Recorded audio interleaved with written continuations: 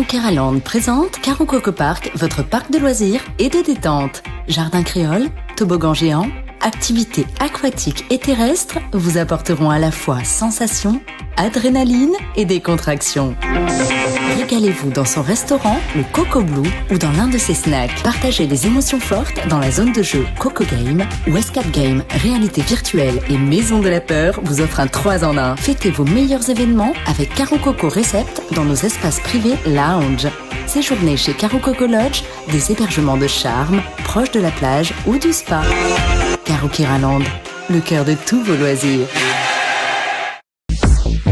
Hexagone, actualité. L'ordre du jour appelle la discussion de la proposition de loi visant à renforcer le principe de la continuité territoriale en Outre-mer. La parole est à Monsieur Olivier Servat, rapporteur de la Commission du développement durable et de l'aménagement du territoire, pour une durée de 10 minutes.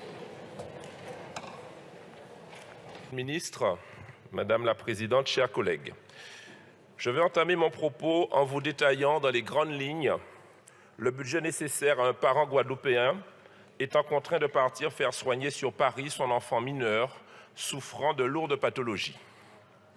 Je précise que ce budget est celui d'un mois de soins. 2 300 € pour les 2 billets d'avion aller-retour. Si nous faisons un comparatif avec les administrés, par exemple, de Valogne, en Normandie, ce budget s'élèverait à 127,40 €. Pour un parent de Saumur, dans le Maine-et-Loire, ce serait 136 €. Venons-en à l'hébergement du parent guadeloupéen qui n'a pas la possibilité de rentrer à son domicile pendant son séjour sanitaire d'1 mois à Paris. Nous sommes à 3 000 € de nuitée d'hôtel. Il devra en plus s'acquitter de 170 € de frais de transport en commun, 900 € de frais de bouche, 700 € de frais vestimentaires si nous sommes en hiver. Un total de 7 070 €.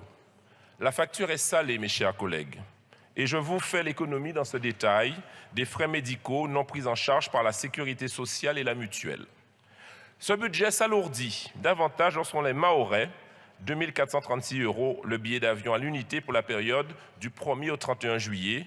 Pour un Guyanais ou un Polynésien, c'est encore plus cher, 3 351 €. Mes chers collègues, les ménages ultramarins sont pris à la gorge par un coût de transport qui ne cesse de s'accroître. Entre février 2022 et février 2023, les prix des billets d'avion, toutes destinations confondues, au départ de la Guadeloupe ont augmenté de 48%, de 45% au départ de Martinique, 30% au départ de la Guyane, 25% au départ de Mayotte et 25% au départ de l'île de la Réunion. Dans ce contexte général d'augmentation des prix jamais atteint, la précarité gagne du terrain avec une célérité plus accrue que dans l'Hexagone. Si en France hexagonale, près de 14% de la population vit sous le seuil de pauvreté, ce chiffre s'élève à 30% en Guadeloupe et en Martinique, 53% en Guyane, 77% à La Réunion. Pas un jour ne passe sans que nous autres parlementaires ultramarins ne soyons interpellés, et peut-être vous aussi, chers collègues.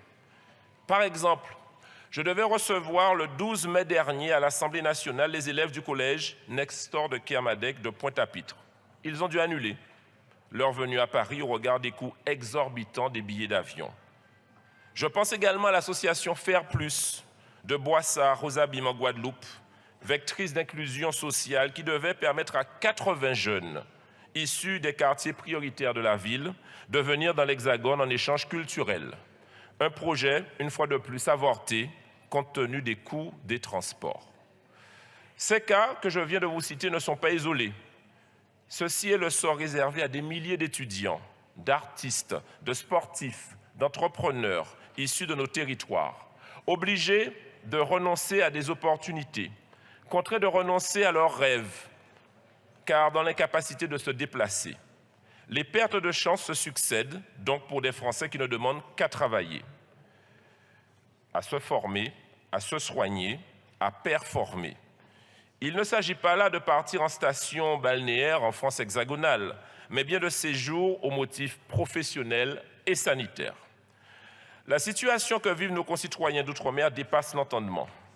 Depuis la départementalisation de 1946, le compte n'y est pas. Et cela transparaît à travers des décennies de gronde sociale. Par exemple, 2008 et 2017 en Guyane, 2009 et 2021 en Guadeloupe, 2018 à La Réunion, 2018 et 2023 à Mayotte. Par ailleurs, alors que le principe de continuité territoriale créé pour la Corse, à juste titre en 1976, a été transposé au territoire d'outre-mer en 2003, sa mise en place semble largement insuffisante dans ces territoires. Dans ces conditions, ce principe de continuité territoriale, par la faiblesse de ses moyens, est loin de répondre au principe d'égalité qui le sous-tend. Pire, les territoires ultramarins souffrent d'une distorsion du principe d'égalité qui est le fait générateur du sentiment d'abandon des populations en place. Ce principe a été mis à mal par des années de politique publique, tous bords confondus, peu ambitieuse et sous-dotée en matière de continuité territoriale entre les Outre-mer et l'Hexagone. Alors que les Corses bénéficient d'un accompagnement budgétaire à hauteur de 257 € par habitant, tant mieux. Les îles Baléares, les Canaries et la CETA de 223 € par habitant, les Outre-mer émargent à hauteur difficilement de 90 € par habitant. Cela signifie, et ce qui justifie aussi, que mon collègue Max Mathiazin et moi ayons décidé de déposer, dans le cadre de notre niche parlementaire du groupe Lyotte, cette proposition de loi que nous examinons ce jour en séance. Les travaux en commission ont été prolifiques et je remercie d'ailleurs les collègues de tous bords, de l'extrême gauche à l'extrême droite, en passant par le centre et la majorité présidentielle, pour pouvoir aboutir à une co-construction et une adoption à l'unanimité à l'issue de ces travaux. Ce texte propose quoi? Un renforcement de l'accompagnement des actifs dans leur mobilité. La version issue de l'examen en commission de l'article 1 prévoit une extension des missions de l'ADOM, l'Agence pour la mobilité, avec la création d'un passeport mobilité et d'un passeport retour au pays, destiné à accompagner les actifs dans leur mobilité et la formation continue. Je vous proposerai sur cet article d'opter pour l'amendement co-construit avec la majorité qui prévoit la définition des modalités de ces nouvelles aides par voie réglementaire après le SIOM, le Conseil interministériel des Outre-mer, qui se tiendra tout début juillet dans l'intérêt des territoires ultramarins. À l'article 2, nous suggérons d'augmenter le montant de l'aide à la continuité territoriale par voie réglementaire afin qu'il puisse mieux prendre en compte l'évolution des prix des billets d'avion qui peuvent fluctuer, comme nous l'avons remarqué à l'instant. À titre d'exemple, cette aide est à ce jour de 340 € en Guadeloupe, ce qui est bien trop peu, vous le savez, Monsieur le ministre, pour un billet qui dépasse 1 000 €. J'ai proposé une revalorisation à 950 € dans la première mouture du texte et j'ai l'espoir que le gouvernement effectuera une revalorisation à la hauteur des attentes des ultramarins. Enfin, il nous est paru opportun d'accompagner davantage la mobilité des familles faisant face à la maladie d'un enfant. En ce jour si particulier, nous avons une pensée pour les victimes de barbares. À cette fin, nous plaidons à l'article 4 en faveur d'un cumul entre l'allocation journalière de présence parentale avec le complément de la majoration de l'allocation d'éducation de l'enfant handicapé pour les parents résidant dans les territoires ultramarins ou en Corse. Enfin, je salue le travail de l'ensemble des collègues députés, sénateurs, membres du CESE pour leurs travaux en délégation d'outre-mer, tant à l'Assemblée nationale qu'au Sénat. Je remercie également l'ensemble des auditionnés, l'ADOM, compagnie aérienne, élus locaux, associations du retour au pays, CCI, etc., qui se sont bien prêtés au jeu. Je remercie l'excellente relation avec la majorité, notamment avec le responsable du texte, Guillaume Vulté, pour lequel il est absent, j'ai une pensée ce matin, cet après-midi, les cabinets de la Première ministre, du ministre des Outre-mer, de son cabinet de lui-même, pour ce travail transpartisan en bonne intelligence, et bien évidemment le président de commission. Avec le groupe Lyotte, nous avons à cœur, dans ce texte, prospère, au-delà de nos murs de l'Assemblée nationale et soit repris au Sénat sans être trop défiguré, trop dénaturé. Pour finir, je remercie l'administratrice qui nous a accompagnés sur ce texte, ainsi que nos conseillères du groupe pour leur appui technique et logistique, et bien évidemment mes équipes particulières. Il est l'heure, chers collègues, de débattre. Je ne doute point de la richesse de nos échanges qui enrichiront ce texte. Je vous remercie. Je vous remercie, monsieur le rapporteur.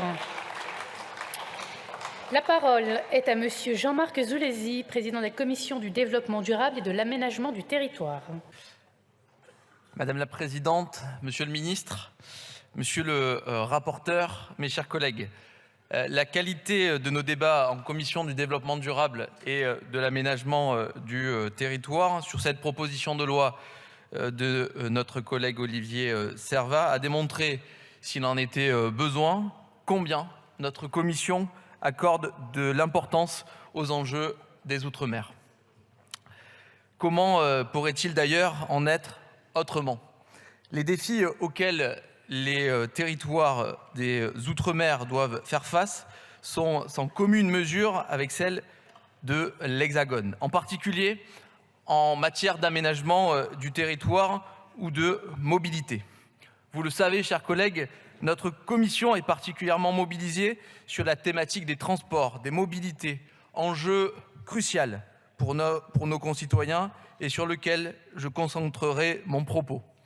La mobilité, c'est l'accès aux soins, c'est l'accès aux études, à la formation, au travail. C'est aussi le maintien des liens familiaux. C'est la clé de l'émancipation de chaque individu. La promesse républicaine de l'égalité des chances ne peut être tenue sans répondre à ces exigences. Notre ambition, chers collègues, c'est évidemment d'y répondre avec pragmatisme, en tenant compte de la spécificité des territoires et des besoins de nos concitoyens. Ces enjeux se trouvent démultipliés pour les territoires des Outre-mer, où certaines difficultés sont de nature structurelle. En particulier, pour nombre d'entre eux, l'insularité et les difficultés de transport qu'elle implique, couplées au coût élevé de la vie, sont autant d'obstacles difficiles à surmonter. C'est là qu'intervient le principe de la continuité territoriale qui a pour objet de concrétiser la promesse d'égalité républicaine en s'appuyant sur la solidarité nationale. Or, nos collègues ultramarins nous le disent fort bien.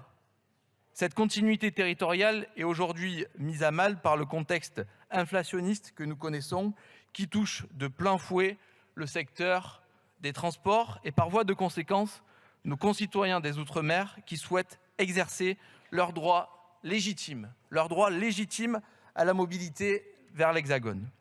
Comment assurer une égalité des chances dans l'accès à des études supérieures ou à des formations spécialisées quand les prix des billets d'avion entre les Outre-mer et l'Hexagone dépassent pour beaucoup d'entre eux les 1 000 €? Des dispositifs existent et je souhaite saluer l'action de notre ministre en la matière qui ont permis de répondre à ces questions. Mais à l'évidence, il nous faut réfléchir à de nouveaux modes d'intervention permettant de tenir compte de la situation actuelle, faute de quoi, pour reprendre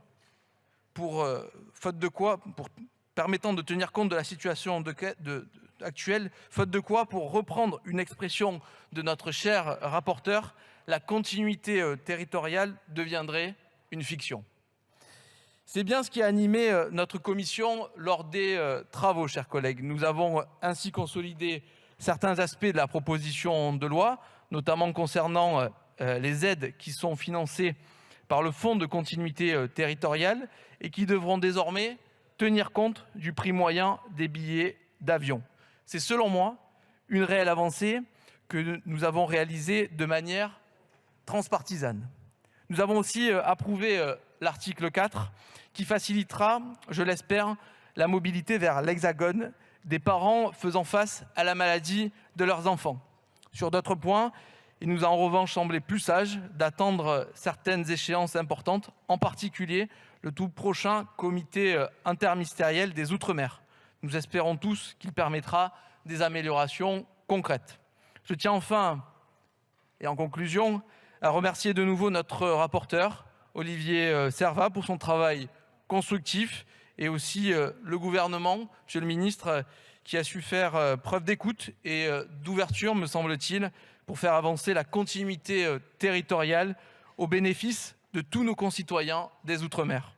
Je me réjouis de cet état d'esprit consensuel qui démontre que nous pouvons aussi nous rejoindre sur des objectifs aussi essentiels pour notre nation. Je vous remercie. Je vous remercie, Monsieur le Président.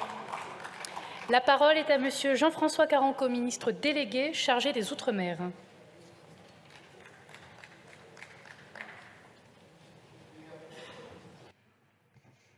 Madame la Présidente, Monsieur le Président de la Commission, Monsieur le rapporteur, Mesdames, Messieurs les députés, permettez-moi avant de commencer, en tant qu'ancien préfet de la Haute-Savoie, de m'associer publiquement à l'émotion que vous avez exprimée suite à l'attentat ignoble survenu à Annecy. La distance a un défaut. Elle n'obéit pas au pouvoir politique. Les progrès technologiques ont certes raccourci les trajets, mais la distance demeure et nécessite des moyens pour la parcourir. Pour les territoires d'outre-mer, cette distance et ses coûts sont un défi pour garantir la cohésion territoriale, l'égalité d'accès aux soins, à l'instruction, l'égalité des chances, en somme l'indivisibilité de la République, quand une mer, un océan ou une forêt ou des milliers de kilomètres nous séparent. Et la République refuse l'assignation à résidence. Aussi, c'est son honneur, elle a inventé ce que vous avez appelé cette fiction juridique, qui est la continuité territoriale. Mais je tiens à vous remercier de nous permettre aujourd'hui d'échanger sur ce sujet, dont vos collègues sénateurs Catherine Conconne et Guillaume Chevrollier, que je salue, se sont saisis eux aussi récemment.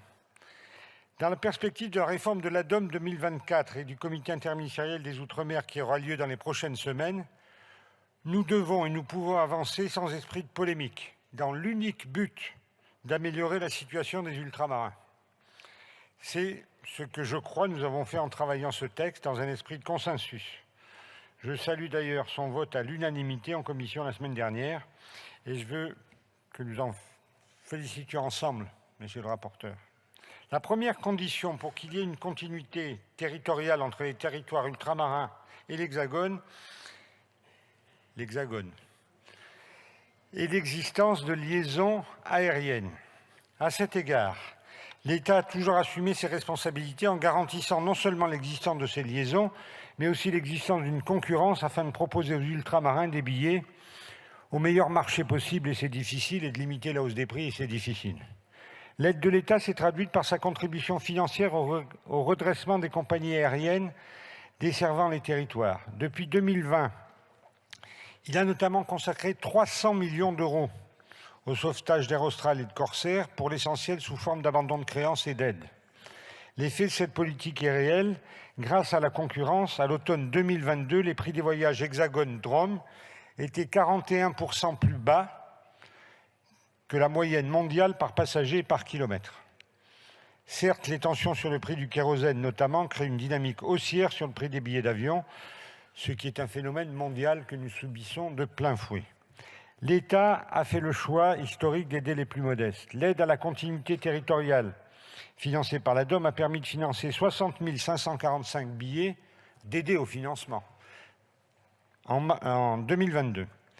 Le montant forfaitaire de l'aide à la continuité territoriale a été, vous l'avez noté, revalorisé en mars 2023 pour prendre en compte l'augmentation du prix des billets pour limiter le reste à charge des bénéficiaires. L'aide représente, pour celui qui a le bénéfice de cette aide, 50% du prix moyen du billet. Nous devons, dans le cadre du SIOM, réfléchir à l'évolution de l'équilibre des paramètres qui la constituent. Seuil d'éligibilité, montant, bénéficiaire. C'est ce à quoi je travaille, mais les aides sont et resteront fondées sur des critères sociaux et sociétaux. Objectifs auxquels nous sommes tous ensemble attachés. Le gouvernement a entamé une refonte profonde des autres dispositifs de l'ADOM. Nos réflexions portent notamment sur l'élargissement des publics concernés, actifs, étudiants, actifs en formation, acteurs de la culture, sportifs, doctorants, au-delà même de ce qui est écrit dans votre proposition de loi actuelle. L'action auprès des compagnies aériennes dans le cadre de l'ADOM peut aussi se rencontrer. Ainsi, Air Caraïbes et French Bee ont annoncé une remise supplémentaire de 100 € pour les bénéficiaires de l'ADOM cet été. C'est dans la continuité de la démarche de Oudinot pouvoir d'achat que j'ai initiée l'été dernier. La discussion avec les entreprises pour étudier les possibilités de remise, et je les remercie de cet effort, continue de manière permanente. Sur un trajet Paris-Fort-de-France, si l'on additionne l'effort d'Air Caraïbes avec la revalorisation de l'aide du bon à la continuité territoriale décidée en mars, c'est un gain de 170 € qui est fait par rapport à l'aide précédente. Mais je souhaite insister d'ores et déjà sur 3 points, et nous aurons l'occasion d'y revenir. Sur le comparatif Corse, Merci, monsieur le rapporteur, d'avoir chiffré la dépense en euros par habitant outre-mer à 90 €. Le budget de l'État en matière de continuité territoriale, en effet, c'est aussi 30 millions d'euros de défiscalisation par avion. Et cela concerne 3 avions par an. Le budget, c'est aussi les 300 millions d'euros de soutien que j'ai évoqués tout à l'heure aux compagnies aériennes. Les congés bonifiés, 75 millions d'euros par an. La sécurité sociale finance aussi les évacuations sanitaires. Il nous faut ensemble refuser la stricte logique arithmétique pour aller au fond des choses. Et je pense qu'on est à 90, 100 €, effectivement. S'agissant de la mise en place d'un tarif résident, je tiens à rappeler que la desserte aérienne entre l'Hexagone et les Drom est un marché ouvert à la concurrence et la liberté tarifaire des transporteurs s'y exerce en application des règlements européens. La détermination d'un tarif pour les résidents ne saurait se concevoir sans une réflexion sur la compensation de son coût sur ces lignes long courrier 4 fois plus fréquentées que les liaisons vers la Corse. 4 fois plus fréquentées. Les transporteurs qui réalisent une marge très faible et souvent négative sur les Drom, la preuve c'est qu'il faut les aider chaque année, ne seraient pas en mesure de les assumer financièrement. Le risque serait alors ni plus ni moins qu'elles arrêtent de desservir les destinations ultramarines. Pour compenser la perte de revenus des opérateurs, il faudrait mettre en place une compensation dans le cadre d'une délégation de service public soumise à appel d'offres, imposant alors de ne retenir qu'un seul opérateur par liaison. C'est bien le modèle de la Corse. Cela reviendrait à abandonner le régime de pluriacteurs qui fait pourtant aujourd'hui partie de l'offre tarifaire plutôt à la baisse. Cette concurrence, je le rappelle, joue un rôle d'amortisseur sur les prix. Les coûts des destinations ultramarines est 41% plus bas à l'automne 2002 que la moyenne internationale par kilomètre. Sur la continuité intérieure, je veux en dire un mot.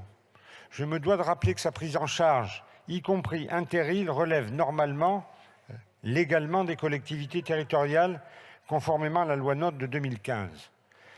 Les collectivités disposent d'outils réglementaires pour intervenir sur le prix des transports, mais l'État apporte son soutien aux collectivités dans les cas particuliers où il y a défaillance du marché. C'est le cas en Guyane, c'est le cas à Wallis et Futuna, c'est le cas à Saint-Pierre et Miquelon, qui sont touchés par la double insularité, voire la triple insularité. Un autre sujet est apparu dans le cadre des discussions, pourtant un peu éloigné de l'objet de cette proposition, mais puisque nous en avons parlé, je vais en dire un mot, la suppression de la TVA outre-mer. La TVA n'est pas responsable du coût de la vie outre-mer. J'ai eu l'occasion d'en parler hier dans la commission d'enquête sur la vie chère. La TVA se situe déjà outre-mer à un taux très bas. Le taux réduit est de 2,1%, notamment pour l'alimentation, les abonnements à l'électricité, au gaz. Ces taux réduits représentent déjà une dépense fiscale de 4 milliards d'euros. Et la TVA ne s'applique pas ni à Mayotte, ni en Guyane. Sur des produits comme le café moulu ou la farine, l'octroi de mer, lui, conduit une taxation de plus de 30%, contre 5,5% dans l'Hexagone. Certes, cette taxe remplit d'autres fonctions de protection de production locale et de financement des collectivités. Travaillons ensemble à sa réforme, et il n'y aura pas de réforme sans consensus global sur ce sujet, mais j'y travaille. Nous souhaitons en effet avancer une réforme de la fiscalité. Le président de la République s'y était engagé. Mon collègue Bruno Le Maire a également fait des annonces récentes sur ce point, en plein accord avec le ministère de l'Outre-mer. Ce sera l'occasion de travailler ensemble avec le parlementaire, l'ensemble des parties prenantes, mais pas, j'allais dire, dans ce type de débat aujourd'hui. J'émettrai donc un avis favorable à ces propositions sur ce point-là uniquement, et je souhaitais d'ores et déjà m'en expliquer. D'une manière générale, nous pouvons faire mieux, nous devons faire mieux en matière de continuité territoriale. Nous souhaitons faire mieux dans le cadre du SIOM, dans le cadre de la discussion d'aujourd'hui, dans le cadre de la discussion qui aura lieu au Sénat, et je vous prie de croire que c'est ce que nous ferons. Ensemble, je suis convaincu que nous pouvons faire converger nos vues et nos ambitions au profit de nos concitoyens ultramarins. Je vous remercie. Outremernews.fr, le site de l'actualité outre-mer, 24 heures sur 24 et 7 jours sur 7. Retrouvez la chaîne Outremer News sur YouTube.